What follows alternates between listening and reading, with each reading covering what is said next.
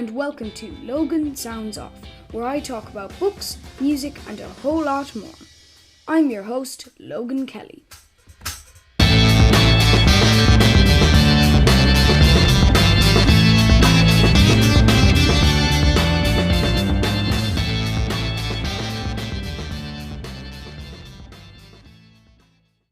Hello, and welcome to Logan Sounds Off. Today I am interviewing Don Letts. Don, how are you? Fine, thank you, and thanks for having me, Logan. It's fine, the pleasure is all mine. It's brilliant to have you on the podcast. So, for those who don't know you, could you tell the viewers a little bit about yourself?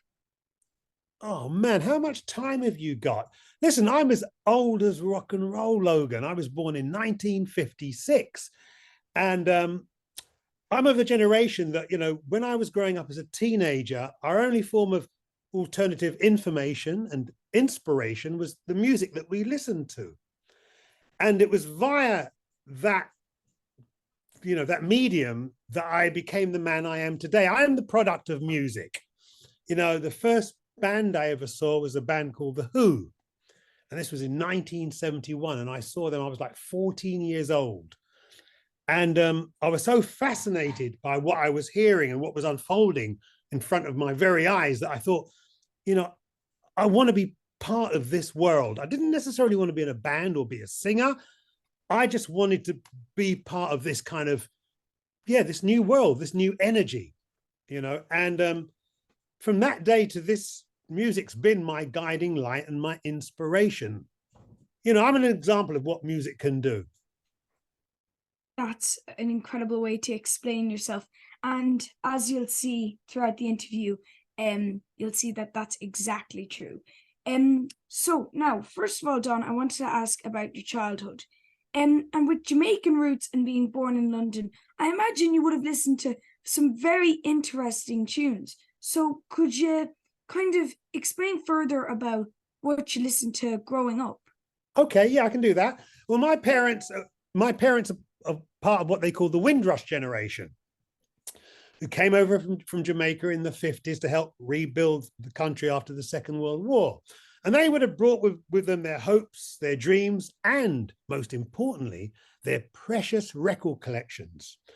And this would have been the early kind of rock steady and blue beat. This is before reggae kind of really emerged in the like early 70s, to be honest. And so they would have been listening to things like Toots and the Maytals and Prince Buster. And also, funnily enough, that generation had a real fondness for country and Western music. I don't know why. I got no idea. And I do remember a particular favorite of my dad's was a tune by Jim Reeves. I can't remember the title of the song now, but Jim Reeves was really popular. And they also like the crooners. They like people like Nat King Cole and Brooke Benton. You wouldn't know who any of these people are. So I'm sort of getting all this Jamaican and a bit of American stuff coming in one ear.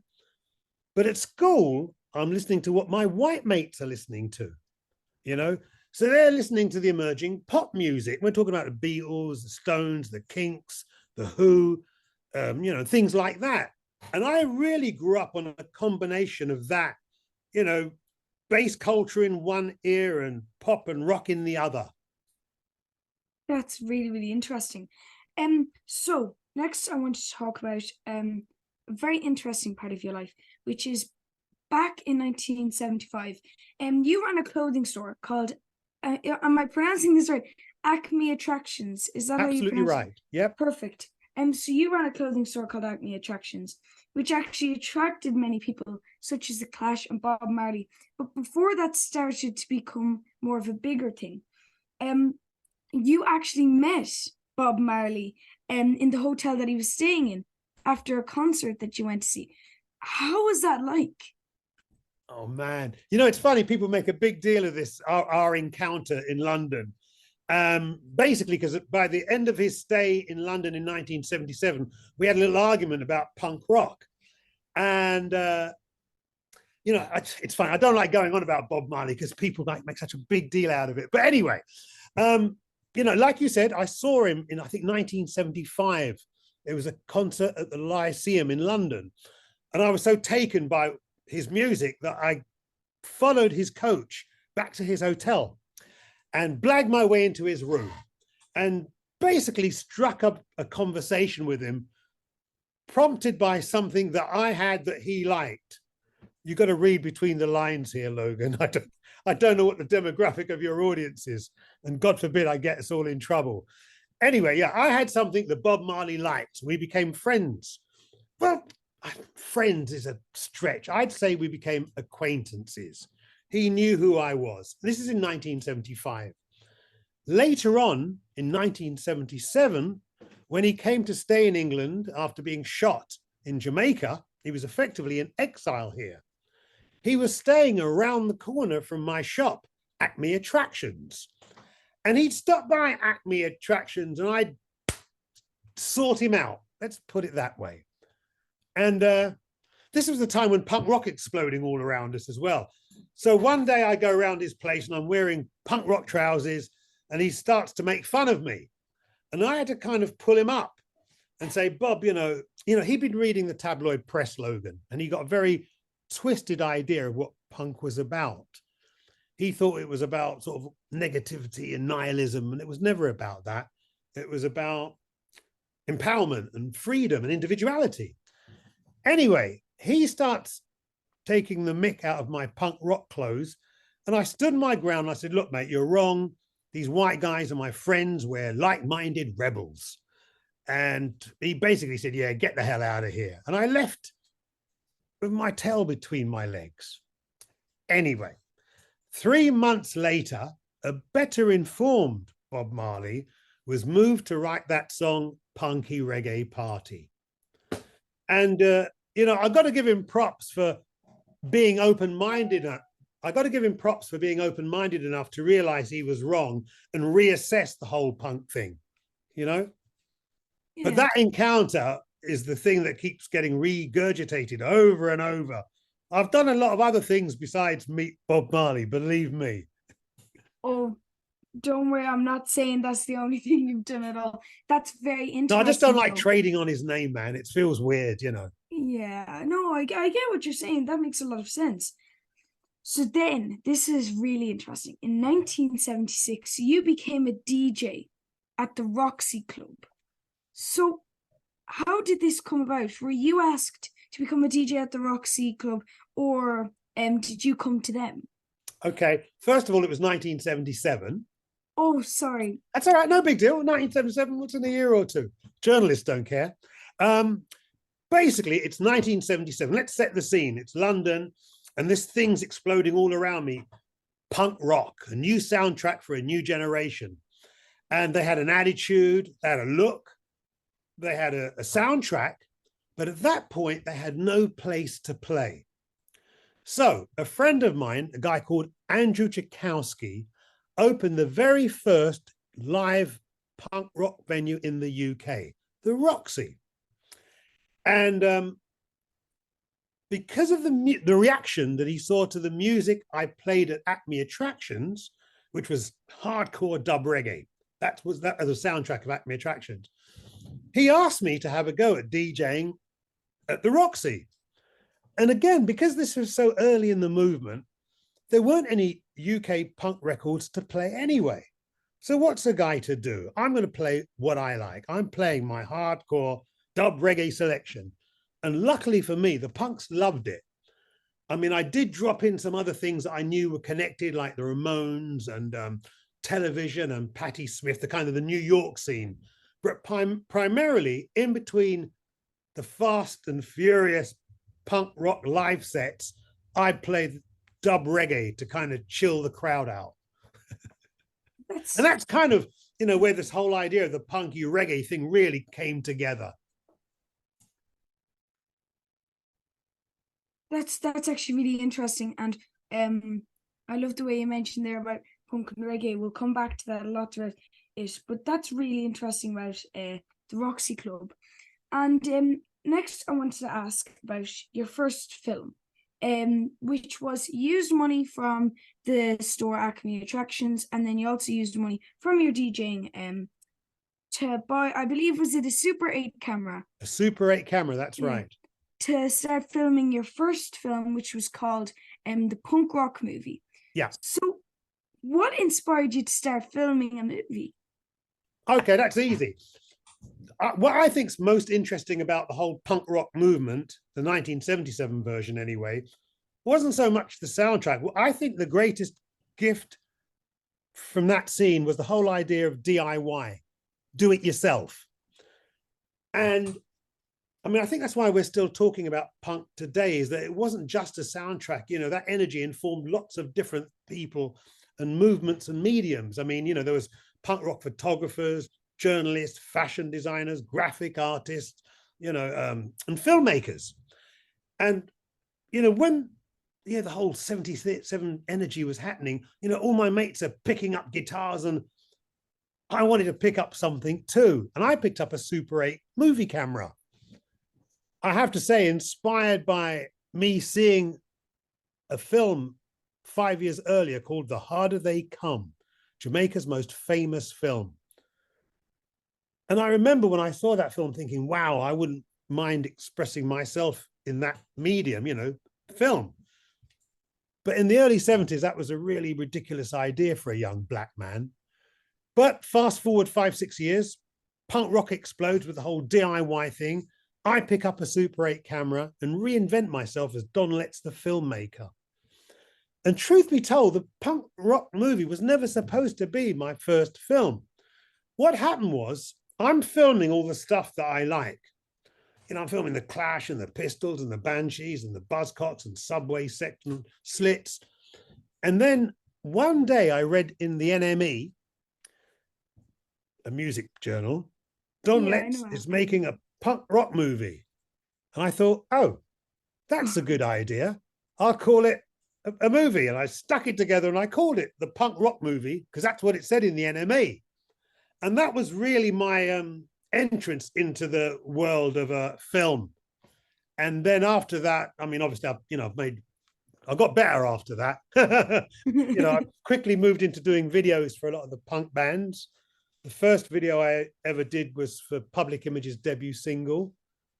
Then I did the Clash's first video, London Calling, did all the Clash videos, and then basically went on to do about, I don't know, 350 music videos. Whoa, that's a lot. Here's an interesting fact. The very last video I directed was for Sinead O'Connor. No way. Her last single. It's a single called Trouble of the World. And it's a cover of a gospel song by Mahalia Jackson. And if you tell your listeners to check it out, because everybody ignored it at the time, just like they did Sinead. And have a look. It's particularly touching considering what happened. Well then, definitely, guys, check out Sinead's page on Spotify or whatever platform you use. I don't even know if it's there, but anyway, the video is called Trouble of the World, and it's on YouTube. That's brilliant. The last video I directed. So the video's there. That's brilliant. Thank you, Don. So you should check that out, guys. So now I want to move on to something very interesting, which is the Clash, where you were saying just there that you did a lot of the videos with the Clash. But were you friends with the members of the Clash before they asked you to do the videos? Or it was kind of like they kind of found you, or you once met them and they asked, look, we're looking for a director for our videos? Okay. Basically, we all became friends, and not only the Clash, you know, the Sex Pistols or members of the Pistols, the Slits. I became friends with a lot of these bands, two reasons: because of the shop Acme attractions, but primarily because of our mutual love of Jamaican music. They were really interested in reggae music at that time, because that was their rebellious soundtrack. Because, you know, young white working class kids have a tradition of gravitating towards black music for their rebellious fix. You know, before that, it would have been, I don't know, R&B or whatever. But at that time, the rebellious soundtrack for white working class kids was reggae. And I had the best selection because, you know, of my Jamaican roots. So we became friends because of that. Then they would have seen me filming and all their stuff at the Roxy and other live gigs as well. And that's yeah, we were friends before they asked me to start filming for them. But basically, they gave me a break. You know, we were turning each other on through our respective cultures. You know, there was a lot of this, yeah, kind of cultural exchange going on, man. Very interesting. And then when you became the videographer for the Clash and afterwards Big Audio Dynamite, which I'll come back to, but how did you really like?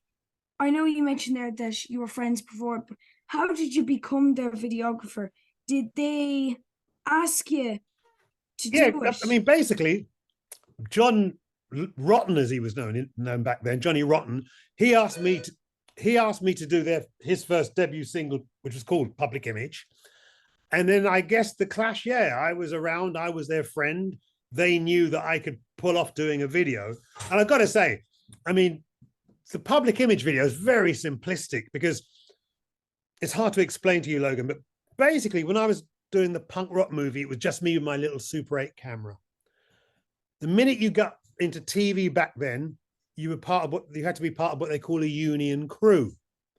So all of a sudden, I'm on a set with like working with 10 white guys I'd never met in my life. So, you know, I had to kind of find my feet. And to be honest with you, the Public Image video, the only reason it has any depth and gravitas is because of John and the band's performance. Not long after, the Clash asked me to do their first video, and I'm like, okay, I got to get my shit together. Sorry, Logan, I got to get my stuff together. And I decided to kind of, you know, get my head around the process of filmmaking. So I come out of the studio, I set the band up in an exterior situation, which was by the River Thames. And that nearly turned into a disaster because, again, I'm finding my feet, making it up as I go along. And it was supposed to be shot in the daytime, that video. But by the time I got everything together, it was nighttime and pissing down with rain. But it turned out to be a great video, again, because of the dynamics of the Clash and the atmosphere created by God. That's really. So actually then, back to Big Audio Dynamite, where I mentioned earlier. Forward to Big Audio Dynamite, but anyway, yeah.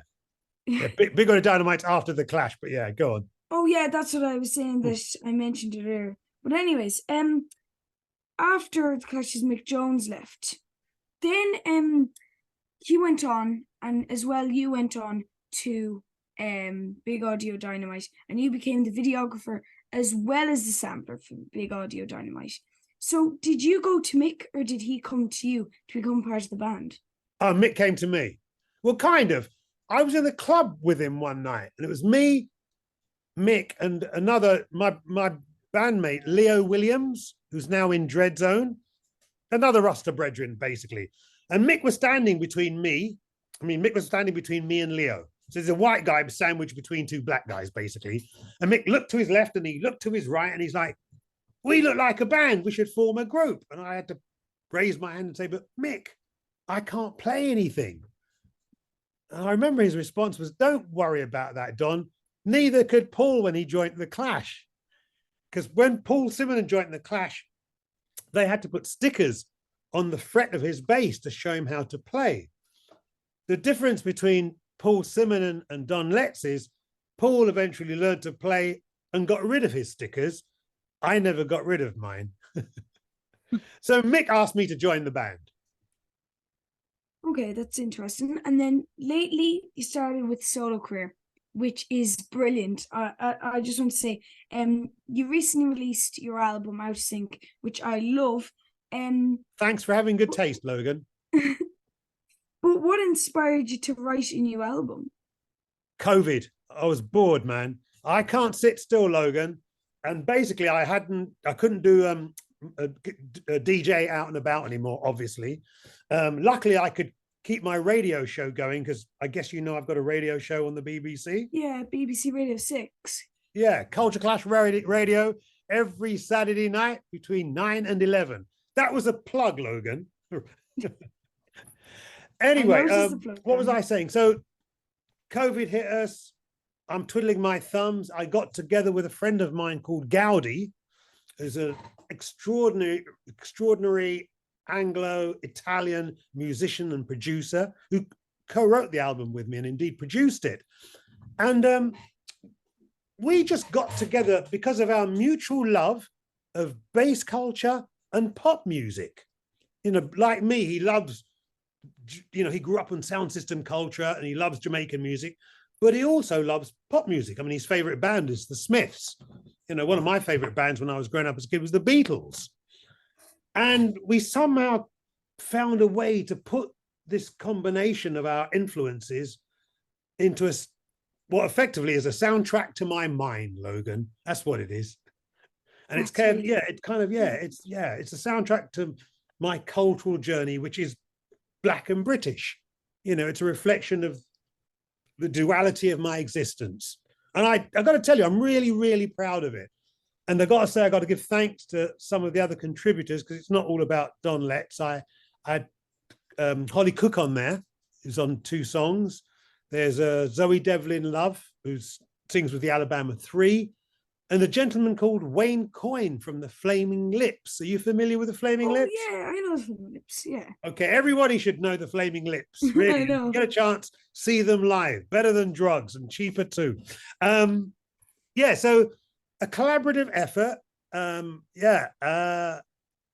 can't believe I pulled it off. You know, it's just, if you guys haven't listened to Don Letts' album, it was only released this September. So this year, at the moment, at the time of recording, it's 2023. But you should definitely check it out, you guys. It's really, really good. And now I want to ask you a bit of a deep question. What does music mean to you? What does music mean to me? Well, I grew up listening to music that helped you to be all you can be. It was a kind of a tool for social and personal change. I think people today forget that it has that potential, but I'm living proof that that dynamic works. You know, in the 21st century, you could be forgiven in thinking that the only thing that music does now is it's like a soundtrack for passive consumerism, you know, for selling you stuff. But it does have the potential to inform and inspire. And that's what it means to me. It's my inspiration, man. You know, for some people it's a job, for some it's a hobby, but yeah, it's my life. Still gets me out of bed on a day-to-day basis. Still keeps me in touch with what's going on in the world today, because I'm a great believer. You mustn't get stuck in your soundtrack. You know, I think you've got to be receptive to all that's around you. I'm not one of these people that thinks that music was better in my day. I think when you start saying that, you've really got old. Not that I desire to be young, because the other interesting thing about what music's done is it's changed the landscape, Logan. You know, my generation, we didn't become our parents. I know that sounds weird. You know, we've had this, or I guess it's kind of, it's afforded us a luxury of staying in touch with the now. Do you know? I mean, in my song, Out of Sync, I said, what is that? You know, the young ain't what they used to be, but neither are the old. You know, it's changed the landscape, but it's kept me alive, man. That's a great way to live, actually, with that mindset. And then you were like one of the founding fathers of the punk reggae movement, I would say. Yeah, you know what? You were a massive part of it, but how did it feel, big part or small part, to be part of the movement? Oh, okay. Yeah, I'm definitely, I could justify saying I'm part of the movement. I don't know about major player. I'm just glad to have participated in the game, kind of thing. Remember I said to you about seeing The Who when I was 14 and wanting to be in this world? And I can, at my age now, look back and say, okay, I've been part of this thing. I've chipped in my 5 cents. I've justified the space I occupy, which is really important. I mean, that's another thing I got from the whole punk rock thing. It was, it wasn't enough to be a bystander. You wanted to bring something to the table yourself. And I got that from punk rock. I've forgotten your question, Logan. What was it? how did it feel to be part of the movement? I feel privileged to have been born at the same time as rock and roll, and double privileged to have bumped into those crazy punk rockers, man. You know, kind of, they opened the door for me and stopped me from becoming just a fan. Yeah, that's really, really cool.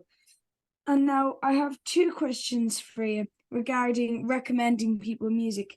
If somebody wasn't really or wasn't aware of the concept of the punk reggae kind of scene, Yep. where would you recommend for them to start? Well, you could point to obvious things like the Clash, you know, with their interpretation of Police and Thieves. And in fact, you know, I mean, you know, there's the tune Bank Robber, White Man in Hammersmith Palais. And they weren't trying to play reggae. They were trying to do their own thing with it. It's very important that you're not slavishly copying stuff. You have to give it your own identity. Do you know what I mean? Then, you know, the Slits were really informed by, you know, you listen to their bass lines. Public Image, particularly Public Image, you know, if you listen to Jar Wobble's bass lines and the production particularly, because, you know, they're taking tips from, you know, producers like King Tubby and Lee Scratch Perry. You know, it's totally informed by the techniques that were created in these tiny studios of Jamaica back in the 70s. But the thing is about the punky reggae party, it's not necessarily just about those two genres. You know, it was a sort of a clumsy way of saying, be open to everything that's around you. You know what I mean? It's about being open-minded as opposed to being fixed on those two genres. For instance, look at the difference between the Clash's first album, their debut album, and London Calling. You know, I mean, on London Calling, you can hear all the different influences. You know, there's reggae, there's funk, there's a bit of jazz, there's jungle, there's R&B, there's dub, and they're doing their own version of that stuff. But all of a sudden, instead of being closed-minded, they're being open to all the world has to offer. And it sounds great, especially if it's got a good bass line. So like I said, the punky reggae party is not particularly about just those genres, man. It's about being open to all the world has to offer. Yeah, being open-minded. I totally agree with you. And I don't know about you guys, but I'm definitely going to take something from this. And before I go, and before we finish up, I wanted to ask you about dubstep music and dub. Yep. If somebody wasn't familiar with the genre, where do you think they'd start? Whoa. Oh, that's easy, really. I mean, I can just drop your names like, you know, look at any of the early works by people like Lee Scratch Perry, King Tubby, Bunny Lee. These are all Jamaican producers. If you wanted me to name albums, I'd cite an album by Keith Hudson called Pick-a-Dub, which was one of the very first dub albums, along with Lee Scratch Perry's Blackboard Jungle. Both of those came out in the early 70s. And for those that don't know, dub music is effectively instrumental Jamaican music where dub is center stage. And it's about bass and it's about space, you know, and, you know, those sonic experiments have become part of the fabric of a lot of today's contemporary music, you know. Actually, I did a radio documentary about King Tubby that might still be available on this thing called BBC Sounds. What was it called? I can't remember, man. Something King Tubby. Yeah, let your fingers do the work and check on Google or something. But yeah, I did a radio doc on King Tubby.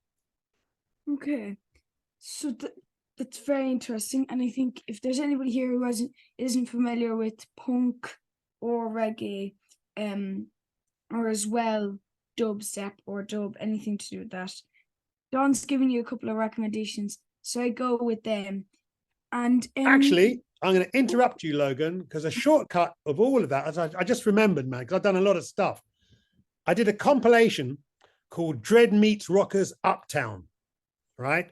And it's a compilation albums, probably on Spotify or whatever. I'm not trying to sell you anything, but that was a selection of the tracks that I played at the Roxy. And I can highly recommend it if you want a shortcut to all the stuff I've just been saying. because it's got tracks by all those people, I think. It's called Dread Meets Punk Rockers Uptown, and it's a soundtrack to the Roxy. So there you go, guys. Thank you so much, Don. You've answered all the questions perfectly. And I really enjoyed being able to talk to you about your life and what you've done. Listen, Logan, I got to give thanks for you giving a shit at your age. It's great to be able to have done something that has resonated with somebody that's across the generations. Because, man, you weren't even a twinkle in your dad's eye when I was doing my thing. So, yeah, respect, brethren. You know, because that gives my work meaning. You know, I've got to tell you, the fact that it's connected with somebody I've never met, you know, yeah, that gives it meaning, man. It's got to count for something. So thank you. Thank you. I know you just said thank you, but that was, this has been brilliant, Don. So I hope to hear of you in the future. I'll be keeping an eye out for if you've got anything new coming up. And make sure to listen into Don's radio show as well. So that's BBC Radio 6 on Saturday nights, 8 to 11, did you say, Don? 9 till 11, BBC 6 Music. It's called Culture Clash Radio. Brilliant. So you guys make sure to check that out and listen in. Thank you so much, Don. Bye-bye. Thanks, Logan. Bye.